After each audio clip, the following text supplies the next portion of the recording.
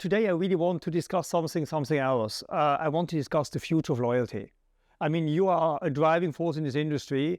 You are about to influence the future of loyalty programs. Let's face it. What are you going to do? Well, for us, we're a very broad loyalty program. We have 5,300 hotels, 40 brands. We cover 110 countries. So when you look at the breadth and scope of what we represent, we need to make sure that we cater for everybody, right? And by doing that, we need to make sure that we have a personalized way of addressing loyalty. And that may seem on the surface to be simple, but to deliver that promise is difficult. So back to what you were saying during one of our previous conversations. You have been talking about that for 10 years or more. Delivering is the key. Delivery, delivery, delivery. Proof is in the pudding. It's an English saying, right? Until you deliver it. I'm not English, I don't know. Well, I'm not English. I try to sound English, but I'm French. Anyway, but proof is in the pudding. You deliver it, and then you understand it, right? And at the end of the day, I want to make sure that I'm exposed only to communication that really matter to me, the brands that I like, the things that I want to do, and that is powered by data. So the loyalty is being built on a solid block. You understand it, and you adhere to it. What loyalty is doing at the moment is reverse engineering it. Once you've understood the core values, we make sure that we have something specifically for you.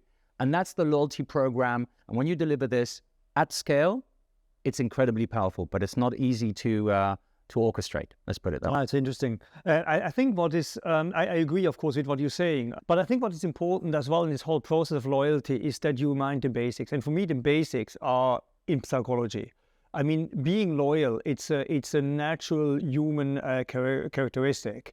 And the loyalty programs, they are based on that principle. And I think whatever we do, we should not reinvent the wheel. We should really prove everything we're doing from that perspective. Is it creating loyalty? I mean, I've seen over the last, I've been almost for 30 years in the business. I've seen a lot of trends, so-called trends.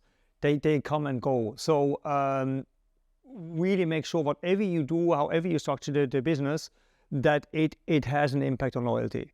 Yeah, I think back to delivering the core is key, and delivering that core is powered by data, but it's actually at the end of the day, it's a human touch that's at the end of that cycle, right? Because understanding your customer is key, delivering a loyalty program that is consistent, personalizing it to your consumers, but at the end of the day, it's that magic touch at the hotel that will make all the difference. How much of that is actually data engineered?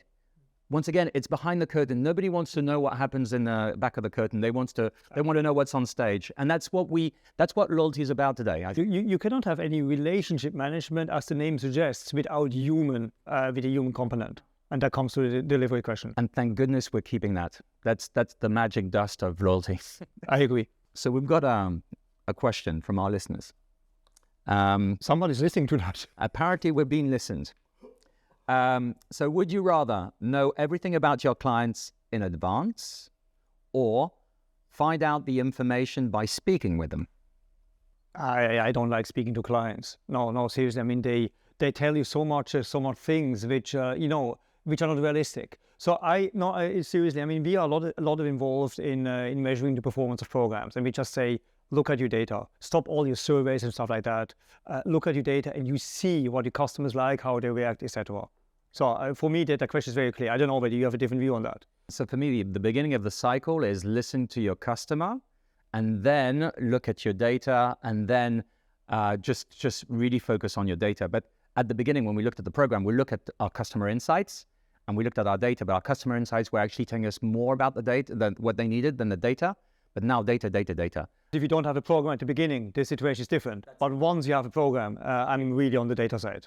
Absolutely. No, because actually there's some things that they don't even know they want and need. And so by wowing them through the data, you actually achieve a lot more. But thank goodness we do listen to them every time they come into our hotels as well. So it's a combination of both, but data is probably 2/3.